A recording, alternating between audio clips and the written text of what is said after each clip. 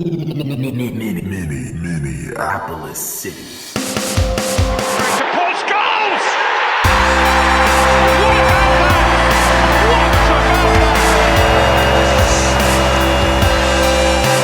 The People's Pitch Podcast, brought to you by Summit Brewing Company.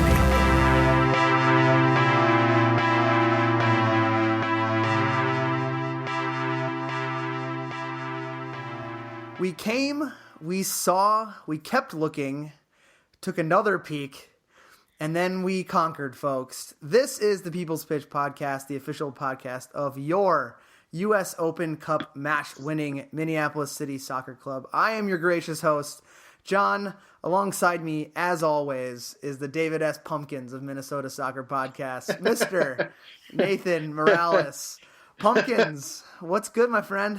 Well, John, we won in spectacular fashion, so right now it is all good. I'm on a glass of mezcal next to me. I'm enjoying some mezcal because I'm all out of bourbon after this weekend's festivities. But, as always, I am my own thing, and these skeletons are part of it. Any questions? Oh man, I saw you posted about David Pumpkins on Facebook, and I was like, I gotta somehow try to figure out how to incorporate that. But yes, folks, unless you've been on a multimedia cleanse over the last 5 days, you know that we had a little Open Cup soccer that we have to discuss today, which will take over the majority of our show this week, and there's much to talk about. We'll start off by talking about the lead up to the match day and kind of what it took to put on the show for the people. Nothing better than match day. So, we'll talk about what the folks saw up in Blaine. We'll look at the game plan as far as what we were looking for and what we saw out of the guys and what our successes were, as well as what we wanted to stop from an Oakland County perspective. We'll talk about what happens now that we are moving on.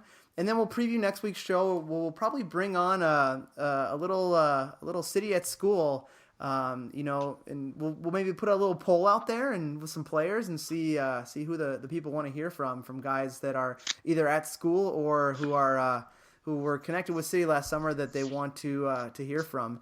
So unless we got anything else, Nate, we can really just dive right in here. Yeah, let's do this. So, Nate, let's talk about what went into putting the show on for the fans. I want to start off, with your take on the day of. You were up in the announcing booth at the hallowed, historic National Sports Center Stadium. I was. What my friend was going through your mind? What were all the feels you were having? Yeah, so obviously, first time I've ever gotten a chance to grab the microphone in a real venue like that. That was pretty exciting. And not in like a shed with a fridge that won't stop buzzing, or yeah, exactly, or just like even just like a high school situation like that was. It's not the most extravagant of all stadiums, but just knowing that like this is the real deal and this is how Minnesota United, handles it week after week. It was pretty exciting. I think getting there, man, we'll talk about all the people that were helping out, but all of us were just kind of going about our business, scrambling around, trying to make the thing happen. I don't think we really had a lot of time to start thinking and worrying about the game until, I started thinking about it maybe 15 minutes before the game, when I started actually having to worry about announcements and like, oh man, this is really happening.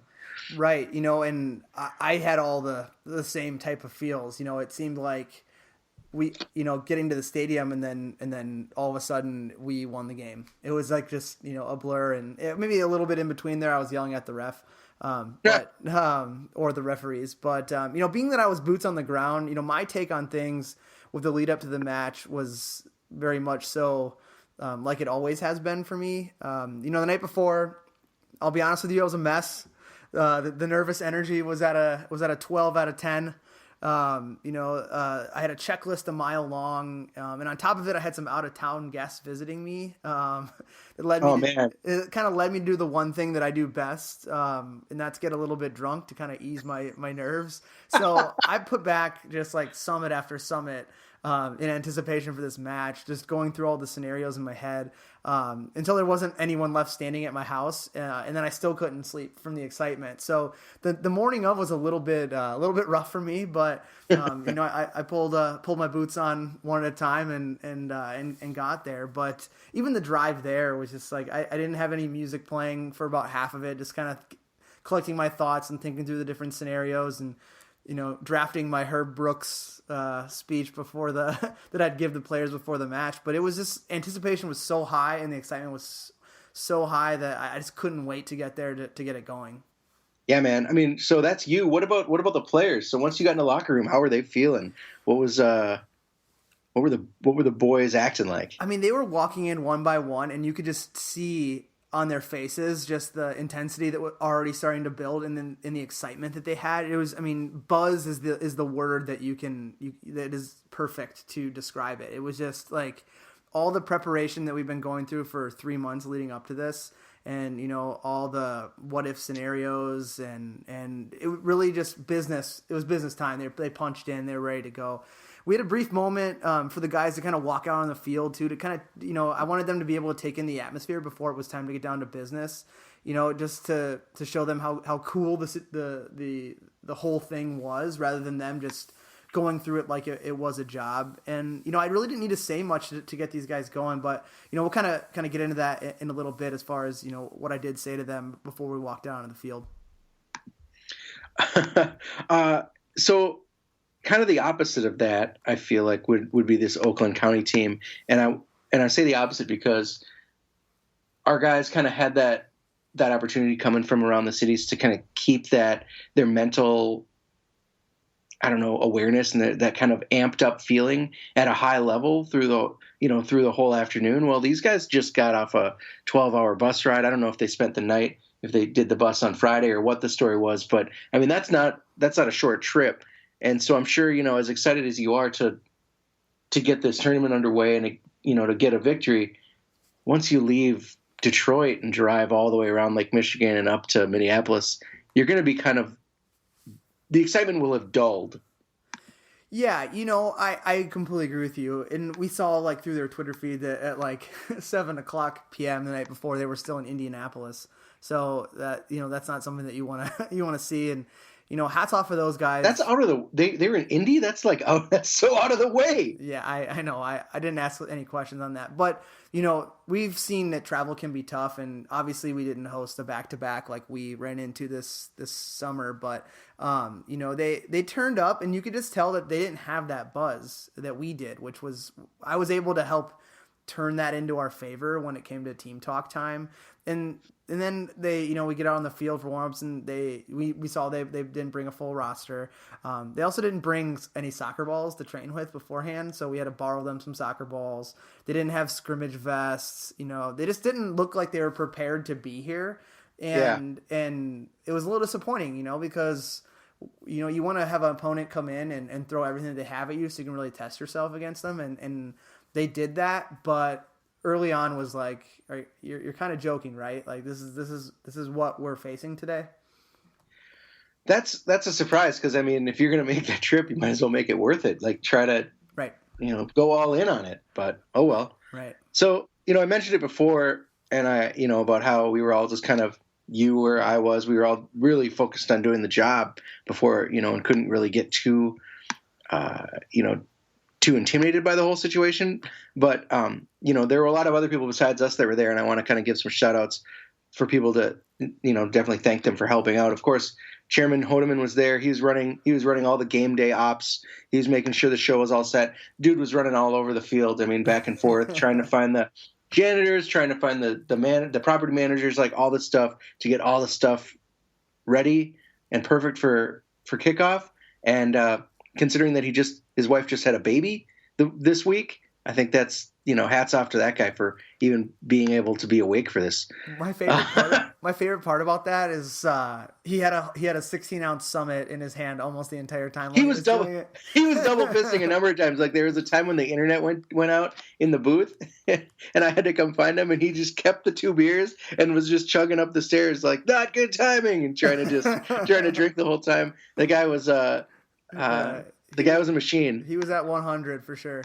But speaking in the booth, Eric Nordquist was doing the call of the game, and if you watch the YouTube stream, hopefully sooner or later we'll get that audio back up. But he did the call for the streaming, and that was awesome to have him. He's a K-Fan employee. He does all the Minnesota United stuff too, doesn't he? He does the on-field reporting for them. The on-field reporting for them. So he's, I didn't get a chance to listen to the stream because I was obviously watching the game 2 booths away or 2 doors down. But hopefully he did a great job. It sounds like everyone was pretty happy. Of course, Nick Sint was running around, another co-founder of yours, running around making sure the venue was set, making sure we had what we needed, dropping rosters off, going kind of being the go-between between the teams. Sarah, as usual, in her merch booth, getting that set up. But Dustin also had his Talisman caps set up there with his wife and baby. That was really a cool family environment. And then Nick Hutton was injured, but he was helping corral those ball kids. Those ball kids they came to party, man. They were dancing and jumping around. They loved every song I played. That was pretty cool. Yeah. Even the ones with an accidental swear here and there. Well, it was nice. We were asking for volunteer help, and I looked kind of down the roster, and Nick was the guy that I could definitely look at, and I was like, let me reach out to him and see if he can help, and he was more than willing to help. So that was great, especially like. You lose sight of little details like that. Like, okay, we need ball kids. And then it's like, okay, well, they get there. And then it's like, now what do we do with these kids? So it was great to have him to be that kind of that go-between. And thanks to those kids, too. They're from the North Oaks Football Club, way up there in the northern suburbs. But I guess it was a quick little jaunt for them to get to Blaine. So that's nice. Right. And then, of course, interns and volunteers were taking tickets. I saw the interns came back for the game. That was really cool. And, of course, the citizens were getting drunk on the bus from the Nomad, and they came ready to class up the energy of the whole situation. And I think my favorite part about that was that the citizens not only were wearing their classiest attire for the game, which was in all its weirdness and glory, which I thought was awesome. But they set up right behind the Oakland bench and were just like really ready to give it to Oakland County for the full game. And like even just some of the banter back and forth that I heard down at field level was nothing derogatory, and it was very playful. And I think that you could tell after the match that even the Oakland County guys kind of gave him a clap and thought it was good. Yeah, I love the citizens because there's something about them. I don't know how they do it, but they start out, I'm sure, just rubbing these guys the wrong way. Like if, like even in you can Cedar Rapids and some of these other teams that we played, they start out probably like not having any idea what these citizens are going to bring, and then they endure two halves of just constant rips, but by the end of it, somehow they're all taking pictures with them. Man Bun was all about it, and at this time, like the Oakland players, I saw them. That was of course during the season, but then in this game, like the Oakland players were taking pictures with them, and we're really loving the tifos and all that. It was just really cool to see how just an excited and involved supporters group makes the whole thing better. And I think I usually take away like one thing I hear from each of the citizens' escapades, and in this match it was at one point there's only like 3 people on the bench, right? And then at one point there's kind of a lull in the game, and I hear someone say, "You guys only have 1 player," and then they're like, "So do you." You could hear it like come back from the bench, and then it was just a dead silence, and you hear someone go, "Clearly you can't count." It was just something as dumb as that I thought was awesome. Well, let's get on to the game, man, because that's the important part. Right. So obviously you'd spent some time, and we talked about it for a number of weeks. I was trying to get it out of you, like what the game plan was going to be at Oakland, and you were very coy, and that as is your privilege. Right. But I want to know, like, what was your plan going into this game? Well, there were a few points of focus that we wanted to have as far as keys to our victory as it pertains to the opponent. And the first one really, I mean, and it kind of builds off of itself as a couple different points, but we focused on 8, 10, 14, and 1. And you might think like, what the heck is that? Is that like my locker code from high school? No, what it was, number 8 was keep an eye on Captain Sean Sloan at all times, because we knew he was the guy. We talked about him beforehand, that he was the one that we had to contain or stop in order to lead to success. And as advertised, the guy's good at soccer. And I think anyone there or watching at home on the stream could see that he's the real deal. And, was a class guy afterwards as well.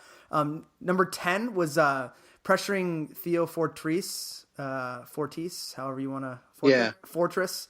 The Fortress. The Fortress.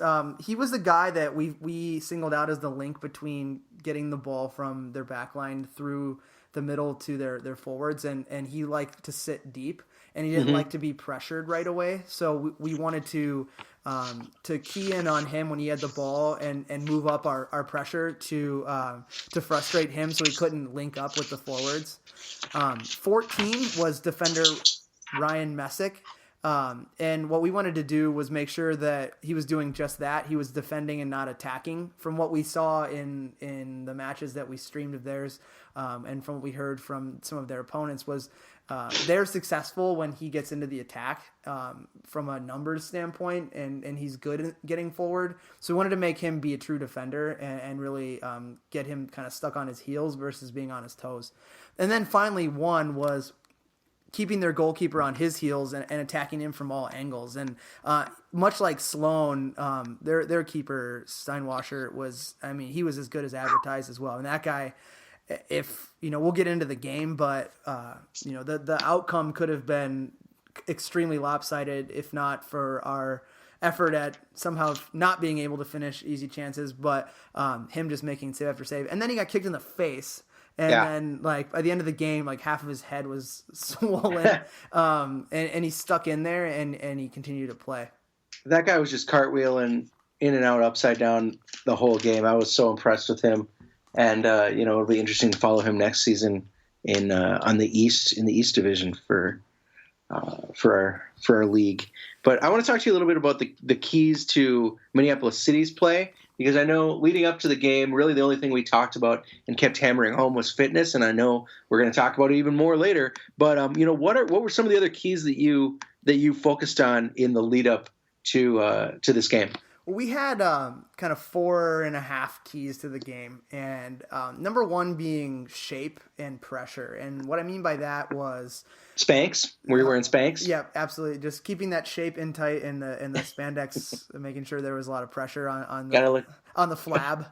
Gotta look good. Gotta look good. Look good, feel good, play good, right? Mm-hmm. No, but as far as our team shape, what I told our guys is that the number 1 thing that will cause us to lose this game is if we don't keep our shape. And that's making sure that we have coverage both when we have the ball as well as when we don't have the ball, and making sure that we're defending as a unit versus individually. And I thought we did a really good job of that, which we'll get into a little bit later. Pressure, which was we knew these guys like to sit back, and kind of maybe we'll sit back a little bit even more because they didn't have as many players and maybe not even the full complement of their 3 subs. Yeah. And that if we can pressure them and give it everything that we have, you can just wear them down, and making sure that pressure isn't coming in our defensive third, but coming in their defensive third. So starting that pressure with our forward line was a key. The next was communication. We built on it like every training session, where we have a group of some guys that are used to playing one style together and some that were used to playing another style together. But just talking through what we're all doing and what the game is presenting each player and what other guys are seeing from maybe behind a guy, or, a run that a guy's making that someone else isn't seeing, that guys are constantly talking through, and then also calling out when they're being pressured. And then fitness, like you talked about, if you were at the game or you watched it, we clearly were the team that you could tell was prepared physically for a 90-minute game, and then eventually the overtime period. Well, holy crap. I mean, talk about like coming in hoping you're prepared for 90 minutes and then having to go 120. Like if these guys weren't ready for 90, they were definitely not ready for the extra time. Right. And I mean, having played in this tournament before, I knew what to expect from the fact that you could easily be better than a team, but have to play it out in overtime. And we saw that. But being prepared to have your tank run out when penalty kicks could potentially be over versus after 45 or 90. And then the last thing, the simplest adage in soccer, just score one more than the other team. Hey, mission accomplished, right? We don't have to set our sights on a 10-0 victory. We just need to win by one goal. Yeah.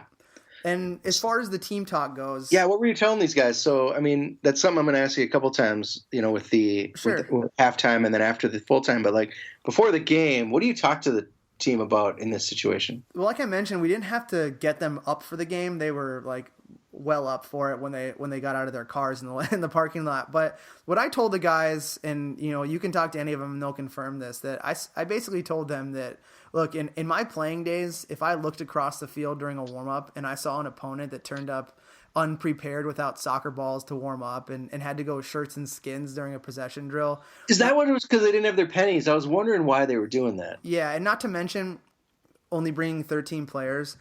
I told them my teeth would be chattering so hard that I was at the chance to just punish a team like that at all costs and then really reward them for that, what could be seen as disrespect, by just an utter pounding and just working them into the ground and then walking off the field smiling and that they couldn't touch us from the first whistle.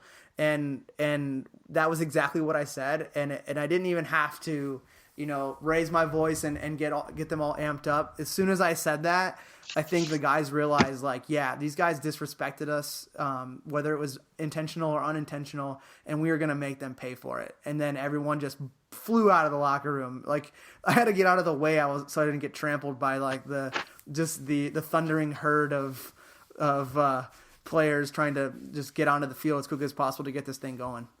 Nice. Well, so let's talk about this game, man. And I think you can read a pretty solid recap on the 55-1. I really think Kyle did a great job. But yeah, he definitely we're gonna get a little bit more in depth. I'm not really gonna go play by play as much as he did, but I do want to start with the starting lineup for Oakland County, because there were a number of players that we had touched on last week, thinking that they would end up making the trip, that we were worried about, that did not make the trip. Kyle Breitmeyer was one of them. He was supposed to be their target man, their top striker. He stayed home, right? George Chomakov, who is another guy that you had mentioned last week, he stayed home. Danny Dragoy, or Drago the Dragon, he stayed home, right? So like that's three of their top players. But the ones that did make the trip, of course, Sloan and Steinwasser, were almost enough to give us fits. But man, when you travel with only 13 players and one of them is your coach, that is not a good sign, as you have said. And we really brought the heat. We knew who was gonna show up for us from the beginning, and we've been talking about them over and over again over the course of the couple weeks. And I think just they were already in a hole from the get-go. Yeah, and I mentioned before too, like even just seeing them turn up to the field, it was like, they looked tired, which is obvious from a travel perspective, but they didn't look like ready to go. And I don't know if it's just me being naive in my experience in something like this, where or just always to any soccer, including like men's league Sunday pickup, like you just turn up prepared or you don't play well. And we were going to throw everything we had at them, and I don't know if they saw us play ever or they did the scouting that we did. We just crossed all the T's and dotted all the I's to make sure that we were giving our guys everything that we could, and it didn't look like that they had done that. It looked like they were just going to turn up and hope that they were the better team that day. So let's talk about the starters for Minneapolis City. I kind of want to get your thoughts behind some of these decisions, maybe if they were a last-minute ad here or there. But we had Tim Willis starting up top as the target man, and I think that's something you had talked about that he had earned pretty solidly, during training. He had behind him, it seemed like Wexler was more moving into the attacking midfield role. He seemed to have the freedom to go right or left, but he kind of stuck central most of the time and made some runs into the box. And then behind him, Martin in a traditional midfield role, and I think Martin had tons of space all day. Martin Brown, and then Miles was behind him, more the holding midfielder, helping out on defense, doing a lot of tackling, and then out on the wings, of course, we had a bye and Whitney Brown, and that can't make any. There's make no mistake about it; those are the guys that deserve to be out there. And then the back line I thought was interesting because we're missing a few players, right? Evan was hurt. It looked like AO was hurt. He didn't suit up. Mm-hmm. So we had Chapman starting on the left, and then your center backs of Joey Gustafson and AJ as a center back, and then Charlie Adams on the right. Was the AJ decision one that you were planning to make, or was that because of some injury? Well, AJ is by tradition more of a defensive midfielder, and he has spent time at center back, and we kind of played around with our formation and kind of threw that out the window, and went to what we went into this game with having two center backs instead of having just three across the back, having a traditional four. And, Joey, who most people hadn't seen much of because he was, kind of one of the handful of mercenaries we brought in, is a traditional center back. And what we needed to pair next to him was another guy who would work hard, tackle hard, and then when he had the ball at his feet, could keep it. And we slotted AJ back there just for that because he's not one of those guys who wants to get the ball and dribble five people. He wants to get it and get rid of it. And that's kind of what I was looking for as a partner with Joey. And I thought AJ played fantastic. Yeah, I think so too. Were there any last minute changes because of injury or anything like that, or were these the guys that you'd kind of been planning on going with for a week or so? Well, we initially had slotted in bringing Chapman off the bench and having Evan be our starting left back. Evan picked up an injury on Thursday in training, which I feel kind of gutted for the guy because he was playing good soccer. But part of having 22 players in a roster of 18 is having a guy who can step in and play. And I thought that there was never a doubt as far as who I would go to in that role. I knew that Chapman could do a job. I knew that E-Man could do a job. I knew that Landy could do a job. All of that left back role. And I just kind of looked at the landscape of things and kind of went on off of the cuff and with my gut decision. And I thought slotting Chapman in there was the right move.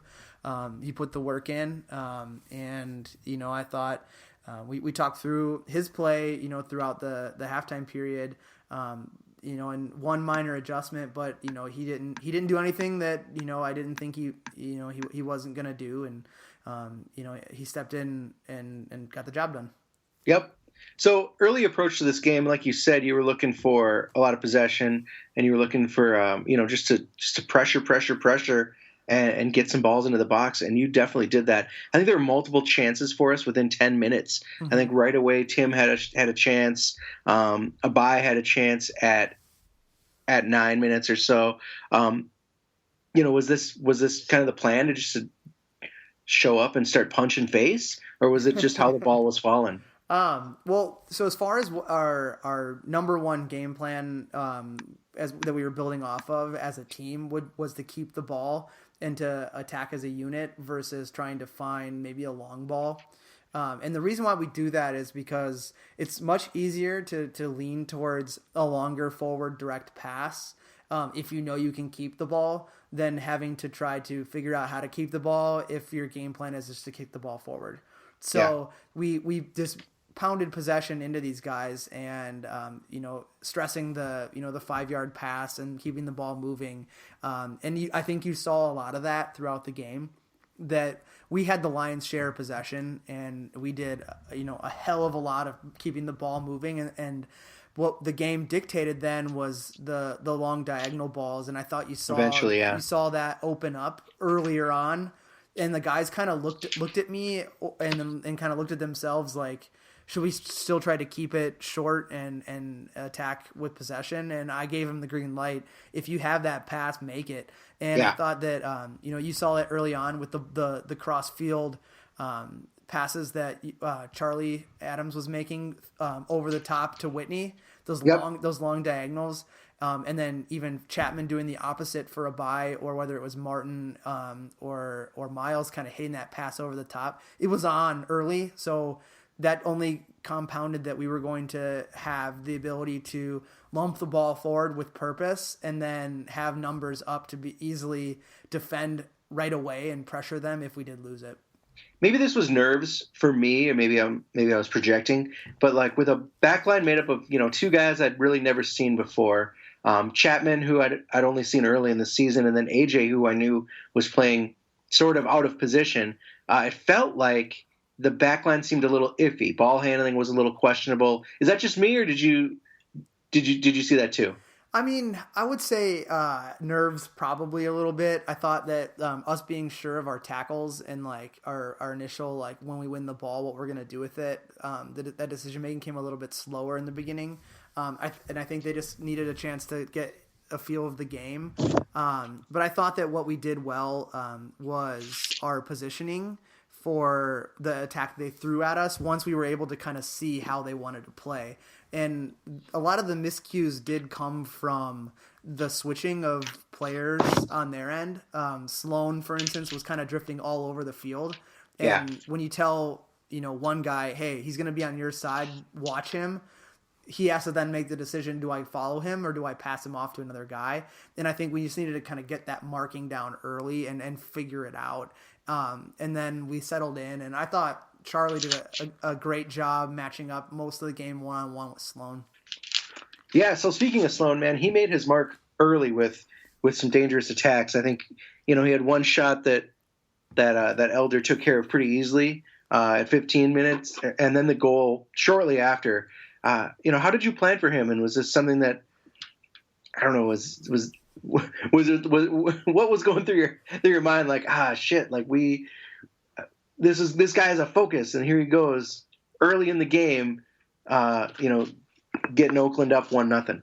Well, I'll answer your first question. So the plan of attack was we didn't know if he was going to be out on the left or potentially be central because of the personnel they were bringing. So we didn't really know. Yes, this is the absolute plan. This is 1A. We had 1A and 1B and 1C as to how to contain him. And he, right off the bat, every time he got the ball, you could see, like, John was right. We should really watch out for this guy. Lesson learned. Lesson learned. He's good. And I thought that, I'm not throwing anyone under the bus here, but, the breakdown of keeping an eye on where he is and the positioning of what happens when he moves in and out of space is what led to the goal. He drifted into the middle, and our outside folks didn't account for who was going to step to the ball and who was going to continue to mark him. And then he just became free. And a guy like that is going to finish his chances, and he did. And if you were down on the field, I kind of lost it there for a second. I almost broke my sunglasses when I ripped them off my head. I just yelled at the guys that we had one thing that we talked about, and one thing only in the beginning of our team talk, and what just happened. That exact same thing happened. And I was pretty pissed off, to be honest with you, because, coming from a player's perspective, if you're behind the 8 ball with bringing in 12 guys or 13 guys, dressing a coach or whatever, and then you travel and then you don't look prepared and you score early, you just park the bus, and then it's extremely hard to beat you. And I'm thinking, damn it, this is what's going to happen now. And all the game planning goes out the window, and this is going to become a sloppy soccer game because we're going to be pressing too much. And luckily that's not what happened. But we gave them a long leash, which we never should have with that early goal. Yeah. I mean, I think, however, like you said, after, Charlie let him go free on the left and he snuck by AJ pretty easily. I think that was pretty much the last defensive miscue that I saw in the game. I mean, I think that was a pretty solid wake-up call. And then, of course, City answers back, right? Like, and this is something I want to touch on, that Martin had the whole game in his midfield area. He had time and space all day. He he could have easily taken, every time he touched the ball, could have easily taken two or three steps. He always had a pass. And this was no exception. He had some time and space in the middle, and he served a sweet through ball to his brother, and he just stayed calm and slotted it right past Steinwasser into that lower right corner. And it's proof that this team was down but not out. Did you prep them at all to respond in a different way if we got punched in the mouth early like we did? Well, I think before I get to that question, I think kind of going back to Martin, and you saw it. Martin is such a dynamic player when he has the ball because his head is always up and he's looking to find that next link. And whether it is like the long through ball that he played to his brother for the goal, or it's getting the ball deep and making a 5-yard pass and looking to get it back, he's constantly that pendulum moving back and forth. And he's kind of our version of what Sloan did. And I thought Martin had a fantastic game because every time he got the ball, it seemed to be a positive touch versus a negative touch. Mm-hmm. And with them sitting back like they did, I'm not trying to say I'm some grand chess master, but countering what they do with Sloan and how deep they play to get the ball and how methodically it took them to get forward. We did the exact opposite with Martin, where we gave him the free rein to find the ball and then do his thing with it. And most times than not, it was in an advanced position where we had a chance to at least create something off of it. But as far as, getting punched in the face, I did mention that in the team talk that, how we respond to adversity is in a tournament format is going to be crucial. That things are not going to go 100% right for anyone. They may in the moment, and in that moment we're down. I don't know if you noticed, but not one guy was worried. Yeah, there was no like, oh man. I mean, I was worried. I'll be honest. I was like, oh crap. I'm thinking Chairman Hoodemann's gonna have my ass if we lose 1-0 on that. I'll never hear the end of the name Sloan for the rest of my life as long as I know Dan. But the guys just responded well, and hats off to them for sure because they took the punch in the face and didn't phase them, and then they just started doing all the punching. So the first half kind of played out to a draw, but like you said, we started doing all the punching. It wasn't really for lack of us trying. I think Tim Willis found himself on the end of a real nice cross from Whitney, and he mishit what would have been a sure goal in my mind. And then right before the end of the half, he missed another chance. And I thought, with guys like KP on the bench, how many missed chances from Timmy will Biz allow if this scoreline continues? Well, I mean, I've not only had the privilege of watching Tim play, but I've also played with him, and I know him as a player that his goals come in bunches and his chances are always plentiful. So with him, I was thinking along the lines of, I need someone who's going to be working hard, and the goals will come, and they might not come from him, but they will for sure come as a result of his hard work up top. Because that's a tough position when you're the target guy. You're doing a lot of running around and not getting a lot of the ball, so you're exhausting a lot of your energy that you would normally have to use to finish. By tracking back a defender to get behind the ball to defend on your own, and he put in the work, and we did have guys like KP on the bench, and if you saw, I had him up early warming up, and I didn't quite know who I was going to bring in from a substitute perspective, but I was definitely willing to give Tim a longer leash from some of those early chances that I think he could have put away, but he was linked up in the second goal, which we'll get into, and I'll kind of talk a little bit more about that. So, one other quick question here then. I mean, I think part of like in the first half, there was a lot of time and space on that far side of the field. We talked about how Sloan was super dangerous, and really they ran their whole game through him, which left, I mean, he was, on our side, so he was playing on the left side from him. But anyway, so the whole point is on the far side of the field, Chapman and Whitney, they were pretty much all alone the entire first half. Did you talk about that at all and say, like, look at all this space, look at all these chances we have over here? Right. I definitely did. I kind of talked about it throughout the first half with Charlie. That's where those long balls started to come. And I told him, I said, if you don't have anything immediately short, go ahead and try that long ball, because we all automatically, even if the pass isn't on point, we automatically have numbers over there to try to win it back, because Sloan was kind of drifting in and out. And I thought that that's where the lion's share of our chances either started from or finished with in the first half. We're switching the play to Whitney, or even to Tim, or even to Martin or Wexler, who were drifting towards the left side of the field.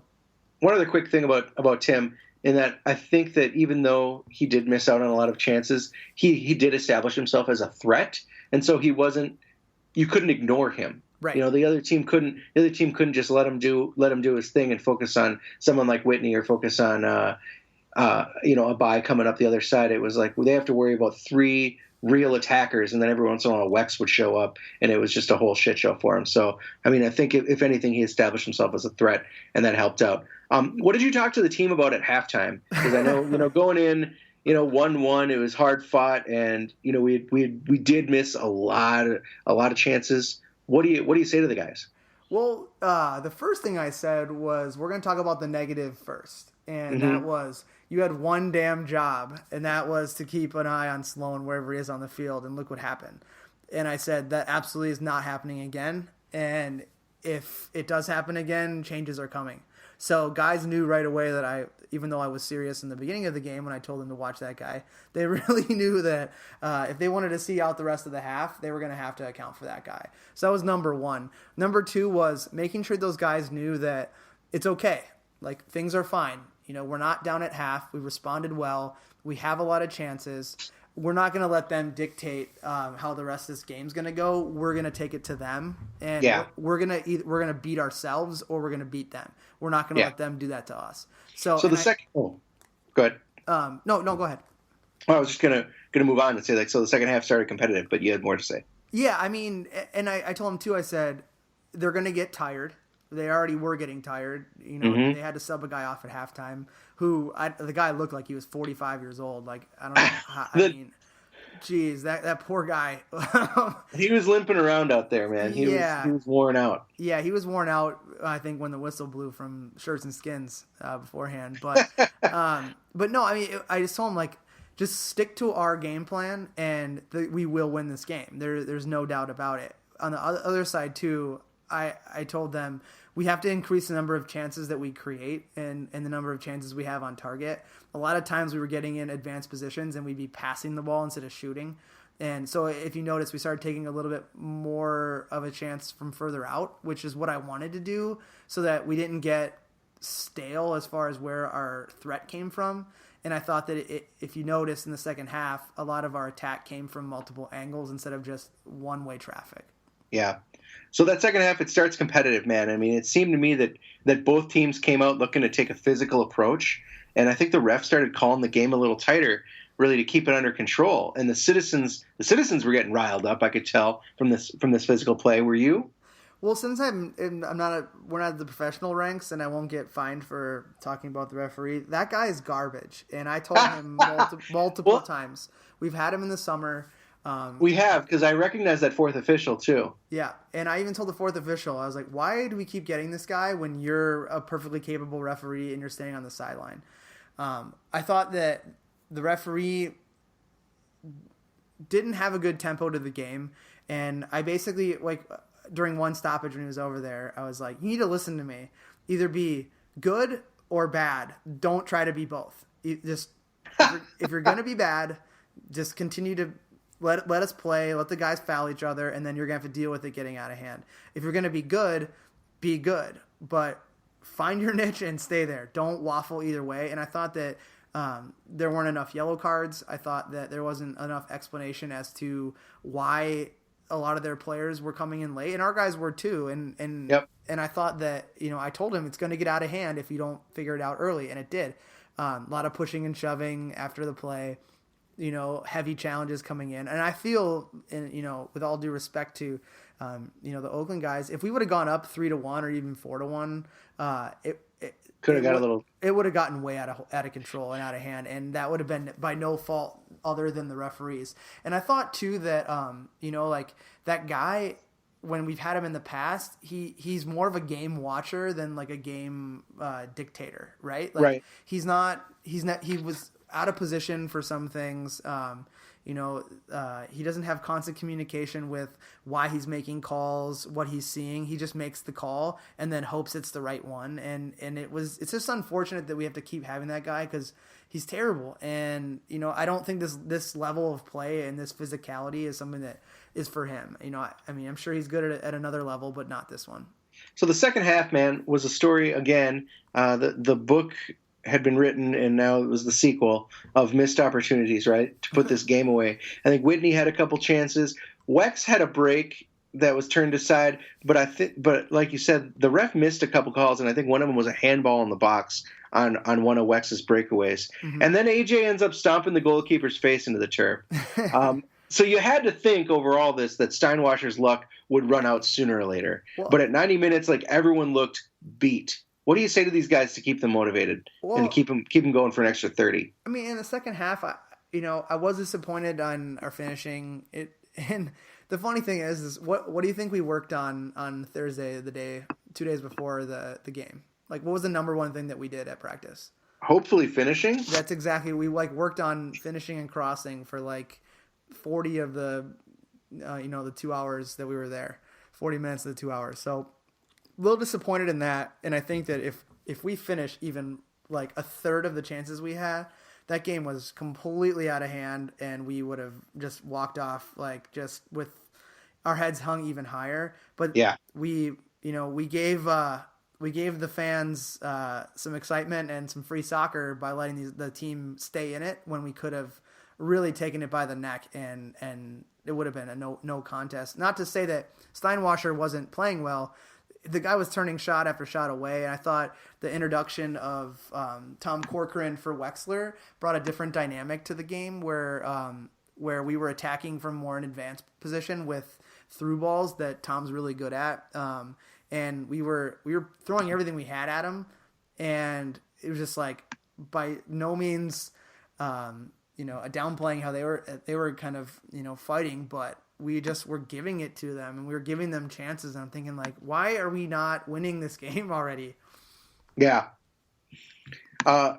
So finally at 90 minutes, like I said, everyone looked beat, but the chances, after chance after chance after chance from a bye and Whitney again in this extra time, the winner finally comes in the 95th minute. And Whitney still has the engine to beat two defenders, and slotted into the lower left against the grain. He was running to the right, turns to the left, and is able to throw that thing in there to kick. But so was this the effect of the fitness work finally? We're seeing it that the whole time I'm thinking all we've been talking about is fitness. When's the breakthrough coming? When's the breakthrough coming? When's the breakthrough coming? Well, it happened. Yep. I think a little bit was fitness, and a little bit was us just, no matter where we were at in the match, sticking to our game plan. And we didn't, and you could see the two different teams. We didn't falter because we didn't execute our plan. We just didn't finish. Yeah. Where they didn't really look like they had a plan and to execute or to adjust in and out of. Where we had all the scenarios run through. If we're down a goal, what do we switch to? If we're up a goal, what do we switch to? If we're tied, what do we do? And of course, I looked over at the other coaches after 90 and said, "Hey guys, what do you think we should do here? We have some subs. What should we do?" We knew at half we were going to bring on Tom for Wexler, so he stayed out and actually got some extra touches while we were talking to the team talk. I had a little chat with him about what I wanted from him, but we knew we were going to be bringing in a guy in the second half. But when it came to overtime, kind of the script got rewritten. We didn't know who was going to come on for who. Yep. Chapman going down, I would have preferred to put in another attacker at that point. Maybe even partnering Whitney or KP with Tim up top, or maybe KP and Whitney up top, but having an extra attacker up front. We weren't afforded that opportunity. We brought in Landy from an experience standpoint to be able to, to help us with killing the game out. And we know what we get out of a guy like Landy. He's been there before, and we're gonna you asked him a few questions after the game, which we'll get to in a little bit. But yeah, that's exactly what I saw out of him. Is like, this is a guy that, as the boys play possession ball to run down the clock, stuff starts to get tense, right? At least, for me, it did in the booth, and I'm sure for you down there. But you've got a guy like Landy who is able to bring kind of a veteran presence and sort of a calm to the situation. Where, like I said, there were a few times, like I said in my interview, there were a few times when I saw him just holding on to possession and just using his body to keep the guys away without, and just kill a couple extra seconds before he gets rid of it and things like that. What were you looking for the rest of the team to do in those last 15 minutes? Just like not fall over dead? I wasn't really worried about the fitness piece, to be honest with you. I was more worried about us not faltering from our plan and trying to do something that we shouldn't be. Because you don't want to get exposed, at that point where you try to do something that isn't scripted and then you end up getting like a 3-on-1 counterattack or something like that where, we just wanted to make good decisions with the ball, and that I knew that the levee was going to break. And then of course Whitney scores the goal, and then like 2 minutes later hits the post. And then, we were calculated with how we were attacking even when we were up, which I thought was smart. And I think that, I've said it multiple times, but we had a game plan and we stuck to it, which was great to see. So player of the game, of course, according to everyone, it was going to be Whitney for the brace that he scored. But you could probably touch on almost every player on the pitch on Saturday and make an argument why they deserve player of the game, from everyone from AJ to of course Elder to even guys like Martin, like we've mentioned in the support role. Would you say this is kind of how I feel, but would you say this is probably the most complete game that our team has ever played? I would 100% agree with that. And I think that it's there's an experience level that we saw with some of these players. Not to say that the guys that are in college don't have experience, but this level, when you have that experience and the ability, it's a different game. It's a totally different game. It's a little bit slower. You can, you're not as amped up. You've been there before. And I think that what we saw, let's go back to the winning goal. The winning goal came off of them clearing their lines and lumping the ball forward to Elder, who got the ball and didn't try to just keep it, put his head down and hit a long ball, just taking advantage of numbers that he saw forward. And then Tim, who we talked about in, earlier on in the show, missing some chances but really working hard, getting on the end of that ball and flicking it on to Whitney, who was tired and who had been running at those guys all day. But it was that experience at the end of a game to recognize when you have a little bit left in the tank and really going after it. And I thought that it started with the ball that Elder played, and then it compounded with Tim fighting off the defender to flick it on, and then Whitney running past the guy, and then still having that enough energy and enough wherewithal to kind of pull it past the keeper across the grain. And I thought that, we had the fortitude to be able to lean on our experience of game, maybe having a game like that in our pocket from another level, or that experience in a situation like that. So one thing that we have talked about all season, you and I, and on the podcast a couple times, is that the successful teams in this league, in the PLA, have, whether they're Bavarians or they're Croatians, all the way over, Adria and Toledo, they've got this spine that you like to say. They've got a spine of solid players up the middle, from the back line up to midfield a little bit.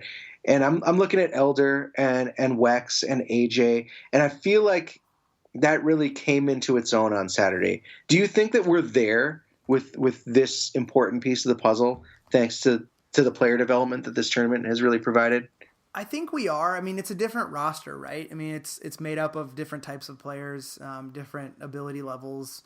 Would I love to have some of the guys from the summer on this team to make us even better? Absolutely.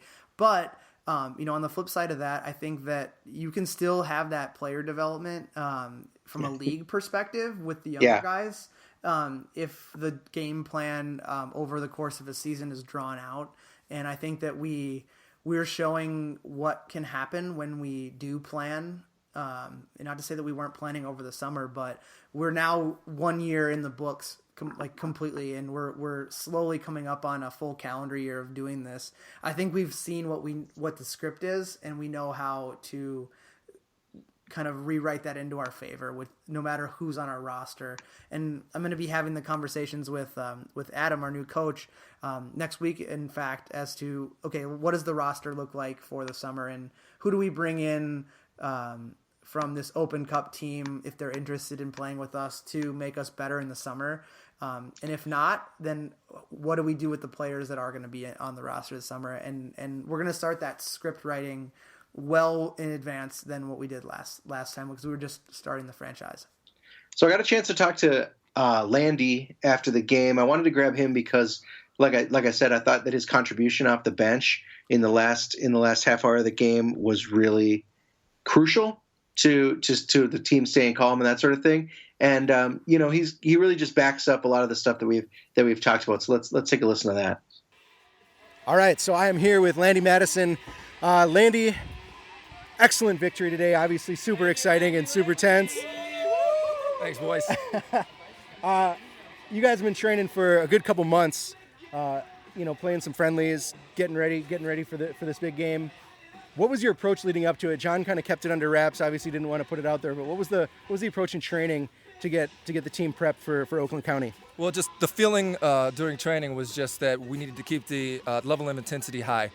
We didn't know what kind of team that we were going to be playing, and the last thing that we wanted to do was come into the game with a mindset of maybe overlooking an opponent or thinking that possibly we were playing at a level higher than we were. Mm-hmm. So the idea was just to stay level-headed and to stay focused day in and day out at practice, and the guys really took that mindset into the game today.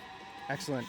One of the things, coming off the bench, you really produced a little bit of a veteran mindset, I think. When you came in, obviously Chapman went down. You came in and you added a level of calm to a game that ended up dragging quite a bit. What was your approach coming off the bench? Oh, it was just simply that. It was the boys were playing well. They were playing very intense. What I wanted to come in was add a spark to the team and a kind of a level of support and just the focus for us to finish the game. Usually when teams that I played on in the past, you can tend to get complacent towards the end, think you've won it, and that's the biggest thing that I tried to contribute. I think definitely in the stands, we were starting to feel a little jittery. On the field, you could tell the guys were starting to get a little jittery.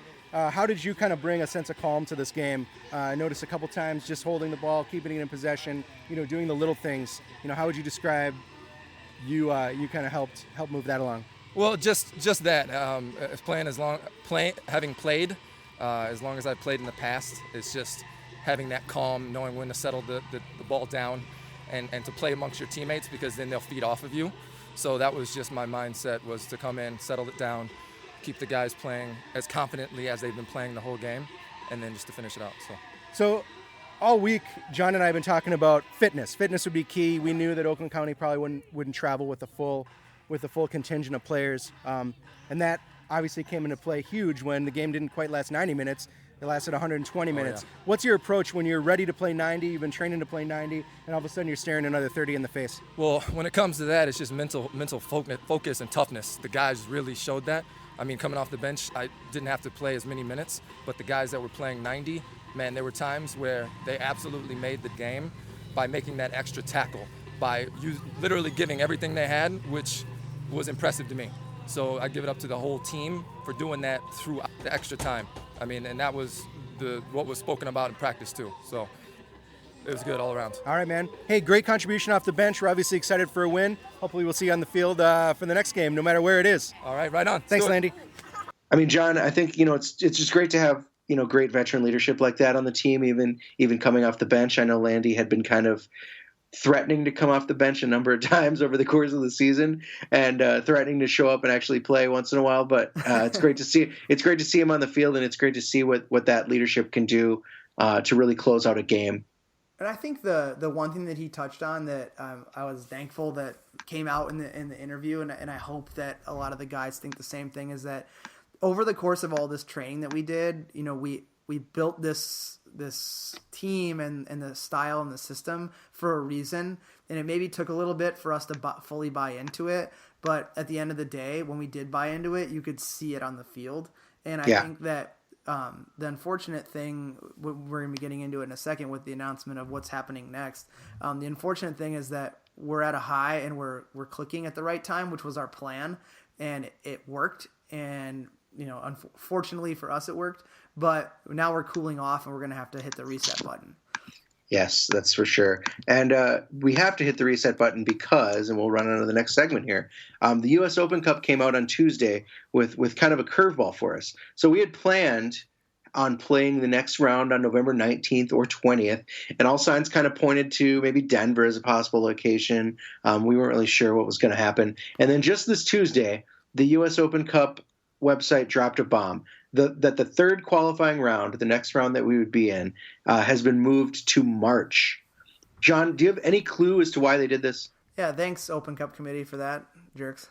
Yeah, I mean, first off, the Open Cup Committee is kind of a weird entity, being that it's part of U.S. soccer, but it's kind of not. And they tend to kind of try to step on the little guy. But on the flip side of that, kind of promote these Cinderellas that come through. One of the teams we were hoping that we would play against would be Harpo's out of Denver. They actually lost to Aztec, another Denver-based team. So we won't be playing. Sweet name. Right? Yeah, I believe it comes from the Aztec Indian. That I'm not quite sure. We could only guess. We could only guess, right? But so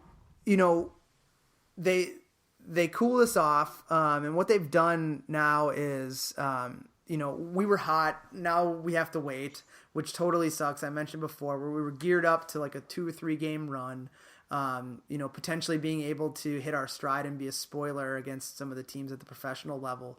Now we will have to wait for that. But as a result of this adjustment, they're waiting to see the teams from those pro leagues like the MPSL, the PDL, and the USL, and to see who's going to be accepting their bids, and then to look at the numbers and then find out what they need from the amateur qualifying group to start the tournament proper. So what that means for us is that it could be another amateur team that we play against somewhere, maybe East Coast, West Coast, maybe even Texas, that we would end up playing against. Or what could happen is they pass through teams from the amateur qualifying into the tournament proper, and they bring in those pro teams, which would mean we would potentially get a game that could either be a home game or a game closer to us, which I think could be someone like Des Moines Menace or St. Louis or even Cincinnati. That'd be sweet. So now what I didn't realize in this whole thing is that we are really only in the qualifying rounds. And I really want to go quickly over this tournament structure and map out our path to the real competition. And so just for the listeners, there are a number of qualifying rounds. And like you said, the idea of those qualifying rounds to even enter in this U.S. Open Cup tournament is to whittle down these lower league teams, the potential Cinderellas, the potential upsets. And so we are on to the third qualifying round, and they could hold up to 5 if necessary. But like you said, I think there's only so many teams left in our lower league, so 3 should probably do it. But I really want to kind of pivot and talk about how I want to get really in hashtag Mitch's wheelhouse and talk about how, like, what kind of a commentary is this on the sad state of American soccer that they have to pretty much rig a tournament to prevent MLS teams from getting knocked out by teams like us. Right. It sucks, right? Like why do that? Like, and the one thing that people ask me, like, they have no idea what this is, and they're like, oh, so, tell me about this tournament. And I say to them, like, look, it's supposed to be an open format for anyone of a certain level to be able to play against each other all the way up to the top pro league in MLS. Yeah. But what they do is they offer no travel assistance to teams that are amateur that have to go across the country in the earlier rounds. Yet they'll give teams from the MLS like $8,500 to travel for games. And it's like, why are you giving these pro teams the opportunity? They've got money. They have money. We do not have money. Like, what are you doing? It should be the script should be absolutely flipped over. it should be about a team like LA Galaxy coming into the NSC and playing against us and drawing those fans in. And it's good for soccer when stuff like that happens. Yeah. Why try to squash it? I just don't get it. And if you look back in the yesteryears of this tournament, it wasn't about that until the MLS got involved. It was about having an open door for anyone who has the ability to win this tournament to be able to win the tournament and to be able to just play good soccer and draw fans in. And we're not doing that now. And it kind of sucks, but it is what it is. We're going about the route that we have to. We didn't get an automatic berth into these proper rounds. So we're going to do it the hard way, and we're going to take whatever they give us and we're going to turn it into our favor. I heard that. So the next round is going to be now on March 11th, which means we've got a whole winter and a little bit of spring really to keep the team together. So what plans do we have for that? And as kind of a follow-up or secondary, like you have said before, that really this Cup squad is built with the short term in mind to succeed in this one and done environment. Are these guys that we have really committed to the long term? They are. And a lot of these guys are looking to play, if not at our level, at a higher level. So there are going to be some guys that are going in and out of trials over the next couple months. And but the dedication is there to this is our tournament team, and we'll make adjustments as we see fit. But you're right, there are going to be some guys that are going to be leaving, and we can't help that. We just hope that because they're cup tied to us, that as long as we continue moving forward, they come with us. So anyway, back to my initial question is like, what plans do we have to keep the team humming throughout the winter? Well, we had to make that decision like yesterday. So our plan it's pretty simple. We're going to hold friendlies against teams like the University of Minnesota club team, who's currently gearing up for the National College Club tournament, which they were they qualified for. So teams like that, we still have MTA and Shattuck that'll be playing year round that we can play against. We could always play against some of the top level men's teams here. We're going to be scheduling a friendly where the Bavarians are going to come up to play against us in after the turn of the year, so we can play a team that's quality and not just high school kids. So they'll be coming up. So we're going to be doing that up until the turn of the year, maybe one friendly a month or one every 3 weeks, so we can just stay together. And then come second week in January, we're going to be starting up our training process again with a similar script of here's the style we want to play, here's the players we have, here's how we're going to build towards it, much like we did to get to this point. What that also affords us is to bring in some more firepower. We read the rules and we have the ability to make up to 5 roster adjustments. So what we're going to be doing is within these friendlies, we're going to be bringing in players, who have expressed interest that weren't on our initial roster, or players like AO who's injured, who may have the opportunity to be healthy by the time we roll the ball out again, bringing those guys back in and looking at what we have and only building off of what we've already established. Okay. So that also kind of brings up another issue that's really been in the back of my mind. I think there was an assumption, and this is maybe just me, but I feel like maybe there's an assumption amongst the fans that some of these guys that we have were not planning on sticking around all that long. Mm-hmm. And now that they might be, how is that going to start to affect the tryout process and the potential return of some of these collegiate players that we've come to know and love? We are absolutely going to be bringing back college guys. They have the opportunity, obviously, they were on the team last year, to be afforded a chance to make the roster again this year, as well as these guys. So like I did mention that there's some guys that want to potentially play at a higher level. If they are interested in playing with us, they will be, ushered past the open trial process into more of the invite only sessions that we'll have in December. Over the Christmas break for the college guys that are back. But building the roster based off of the guys that we know from last year and then what we know now from this team. So we have a good player pool where we can kind of draw from putting those two together. And it'll really start in the next couple of weeks where we're going to be, having an open trial. Maybe we find that diamond in the rough. But we're also looking at bringing in some college guys. One that comes to mind that's out of eligibility that could be a huge roster addition for the tournament, at least, would be Trey. Oh yeah, we've talked about Trey wanting to move on to play pro after his college career is over, which we absolutely would help him in that process. But for the Open Cup, someone who we absolutely could use that we know, and then we could bring in another player that comes to mind would be Sam Forsgren. Might be one of those guys too that is a little bit more advanced in college, who can step into a team as we saw in Madison and play with anyone really. But I don't think we're going to be saying like, we're going to lean on the guys who were there just this summer, or we're going to take this Open Cup team because we probably can do better with it. Maybe that those discussions aren't going to happen. It's going to be, let's look at all of the players and then let's make the best roster out of all of it, of the guys that are interested. So all signs are really pointing to City being able to draw from this deeper playing pool or player pool, like we've said, for next season. Is that going to mean that the top Stegman's team becomes more involved as a true reserve team?